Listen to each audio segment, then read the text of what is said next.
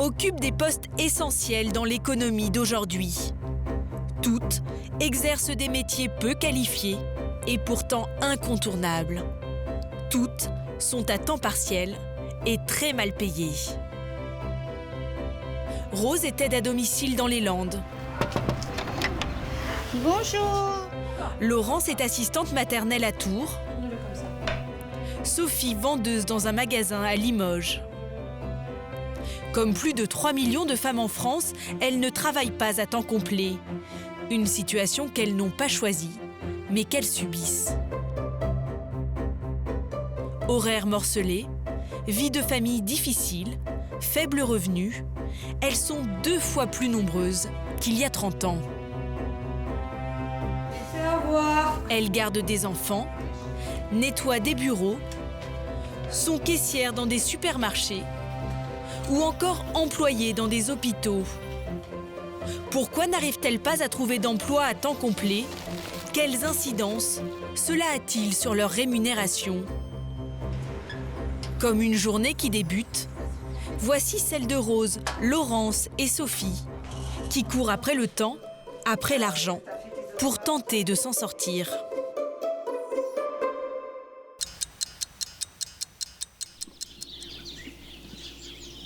L'aiguille annonce 7h tout rond et dans ce petit village des Landes, Rose est déjà sur le pont.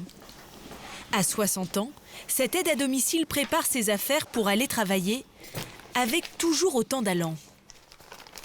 Il faut que je prenne ma veste, mon sac je le laisse là aujourd'hui et je prends mes blouses. Une blouse pour le ménage que nous avons et une blouse pour les toilettes. Là, je suis parée pour la journée. Voilà. Ce métier, Rose l'exerce à temps partiel depuis plus de 20 ans. Elle travaille 30 heures par semaine, payée aujourd'hui 9 € net de l'heure. Ce matin, elle doit se rendre chez 7 clients différents dans le département.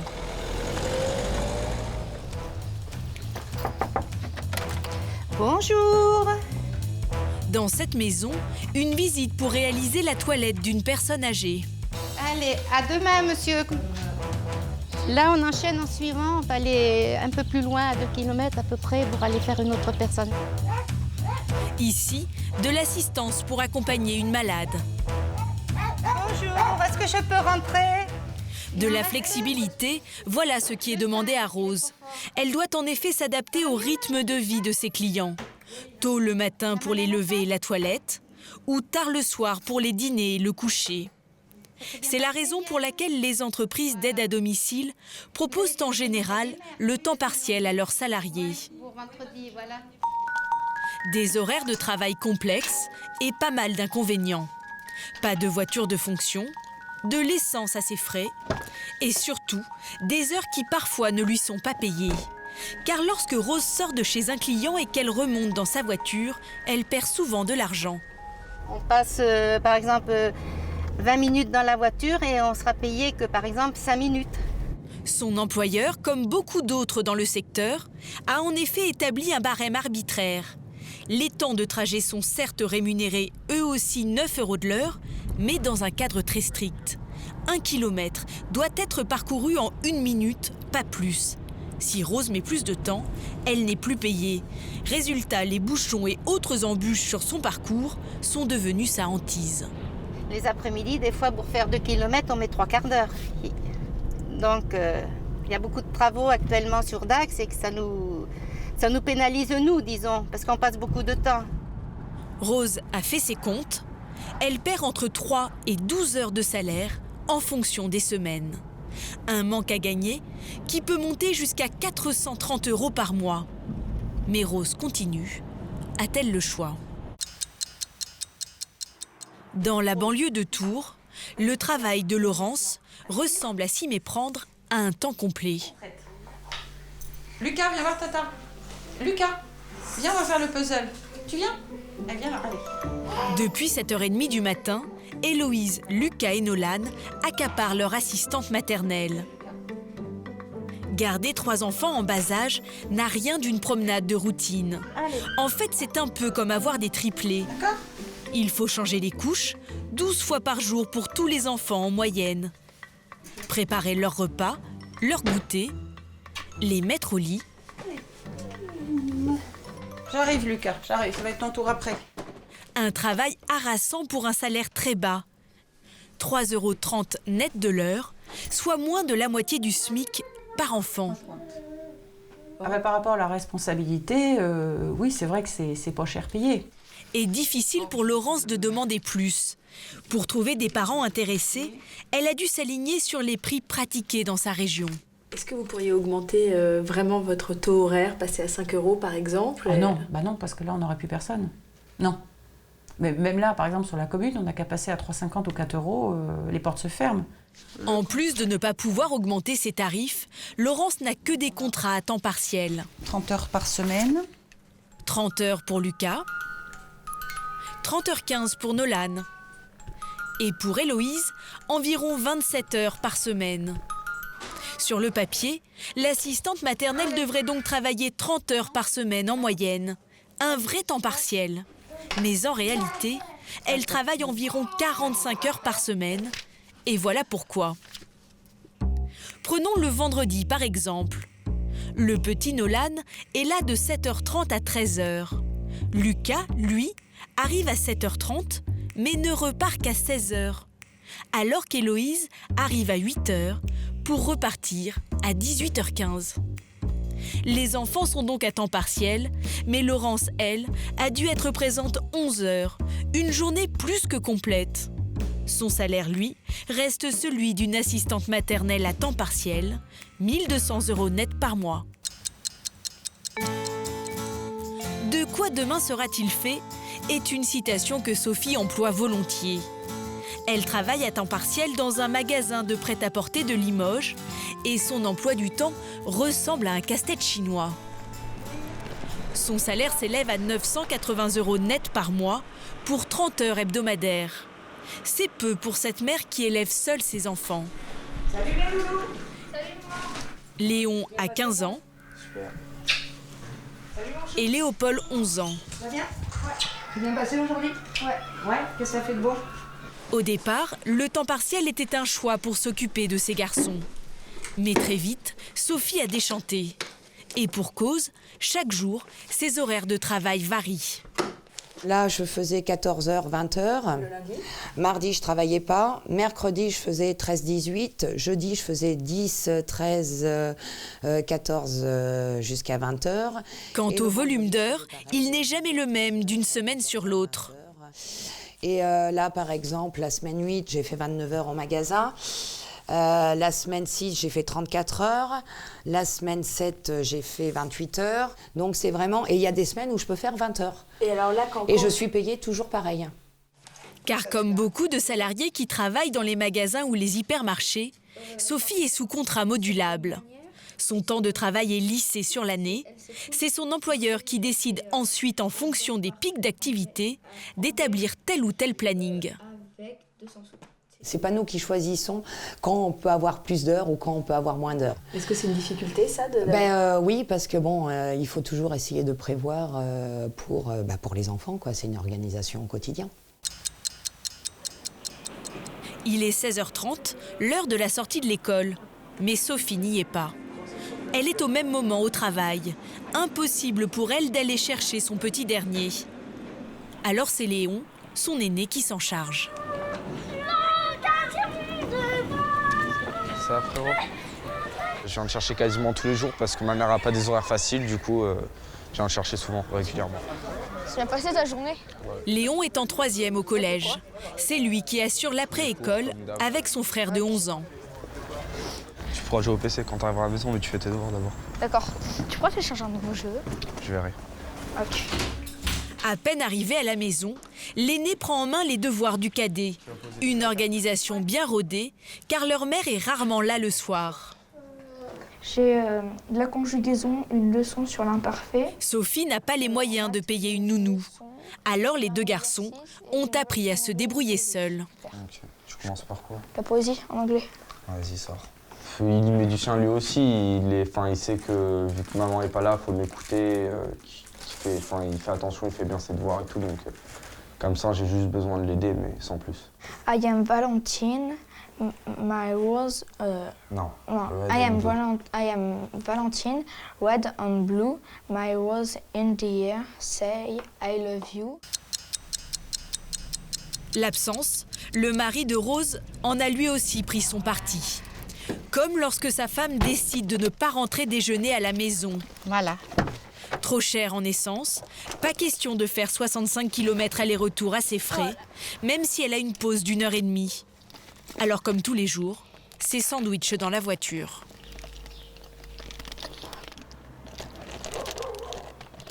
C'est du temps partiel tout en n'étant pas du temps partiel puisqu'on est toujours sur notre lieu de travail. C'est votre lieu de travail, votre Voilà, ouais. Oui, c'est le lieu de travail. On y est du matin jusqu'au soir. Voilà. Sur son lieu de travail, Laurence aussi y est du matin au soir et pas qu'un peu. Non, non, tu ne vires pas l'assiette, s'il te plaît. Lucas? Non. Travailler à domicile n'a rien de confortable pour elle, contrairement aux idées reçues. La pause déjeuner est souvent un doux rêve, car sa priorité, c'est de faire déjeuner les 3 enfants qu'elle garde. Moi, le midi, c'est plutôt avec un lance-pierre. J'ai plus de temps à manger le soir, donc je me gave. Ce qui n'est pas bon du tout, d'ailleurs. D'où les kilos. Un rythme de vie que Laurence accepterait plus facilement si elle était à temps complet, car ça lui permettrait d'augmenter ses revenus. Mais trouver un temps plein n'est pas chose aisée. Jusqu'à présent, les enfants qu'elle gardait restaient toute la journée chez elle. Désormais, ils partent de plus en plus tôt. C'est le cas de Lucas. Laetitia, sa mère, le récupère régulièrement à 16h. Parce que c'était nos besoins, qu'on n'avait pas besoin de plus et que tant qu'à faire, autant que moi aussi je profite un petit peu de lui. Voilà. Un problème insoluble. D'un côté, les heures qui baissent, et de l'autre, Laurence qui aimerait travailler plus pour gagner plus. Bon week-end, à lundi. Son agrément l'autorise à prendre un 4e enfant chez elle. Seulement, les propositions qui lui arrivent sont encore et toujours des contrats à temps partiel. De 8h30 à 16h30 environ. Donc là, j'ai une demande d'une famille pour une petite, âgée de 7 mois, les mardis et les jeudis, de 8h30 à 16h30. Ça fait 8h x 2, 16h. Un contrat de 16 heures semaine. On ne peut pas manger avec, c'est pas possible. Ces 2 jours de garde lui rapporteraient seulement 228 € par mois. Presque 3 fois moins que le contrat à temps complet qu'elle rêve de décrocher. Mais qui s'avère très difficile à trouver. Donc ça veut dire qu'il y a de plus en plus de demandes de parents comme ça qui ont besoin que de 2 jours. Oui, oui, oui. Alors, Oui. Soit parce qu'eux-mêmes travaillent à temps partiel, c'est quand même la plupart du temps le cas, soit parce que c'est le système D avec la grand-mère, le papa qui travaille, mettons, au week-end, qui a un jour de repos en semaine. Pour vous, ça fait baisser vos revenus. J'imagine que vous gagnez moins. Ah bah forcément, bah oui. Décrocher un temps complet, Sophie n'ose même plus en rêver. Elle voudrait juste trouver un second temps partiel pour compléter ses revenus de 980 € par mois. Alors elle consulte régulièrement un site internet où se trouvent des offres d'emploi dans la vente. Dynamique, ça je suis. Motivée, j'y suis. Organisée, j'y suis. Mais la difficulté, c'est qu'avec 2 employeurs différents, ces jours de travail risquent de se chevaucher. Ils vont tous les deux me demander de travailler le mercredi et le samedi, alors que voilà, on ne peut pas se dédoubler malheureusement. Et ce n'est pas des horaires fixes, donc forcément à un moment ou à un autre, il y en a un des 2 employeurs qui ne voudra pas faire de concession. Un temps partiel à cause de la flexibilité imposée par les employeurs, à cause des parents aux emplois du temps différents ou à cause des rythmes de vie des clients.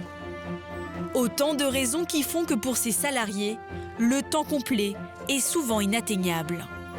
Pourtant, un homme a réussi à réécrire l'histoire de certaines de ces femmes et à changer la donne. Celui qui pourrait bien bouleverser durablement le monde du temps partiel se trouve dans la banlieue de Nantes. Cet homme providentiel, c'est Michel Plassard. Il est le patron d'une entreprise de nettoyage qui réalise 6 millions € de chiffre d'affaires. Rien de possible depuis ce matin, ça va? Rien de spécial. Il emploie 230 personnes, mais au siège, pas grand monde dans les bureaux.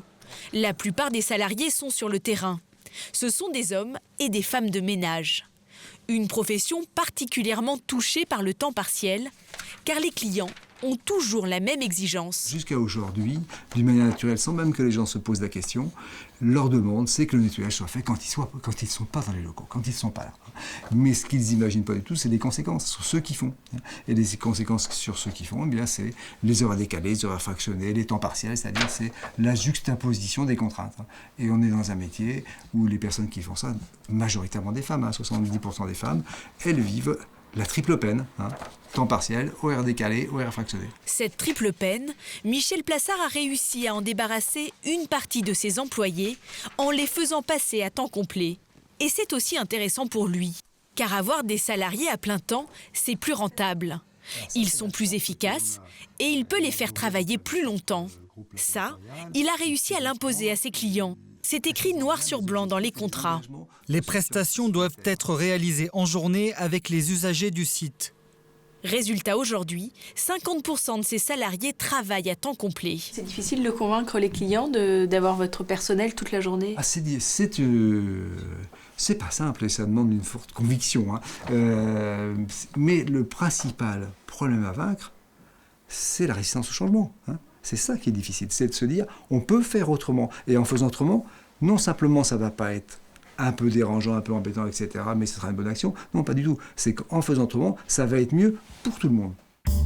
Dans l'une des annexes de la mairie de Nantes, chez l'un des clients de Michel Plassard, il est 8h30, l'heure à laquelle les employés de bureau arrivent.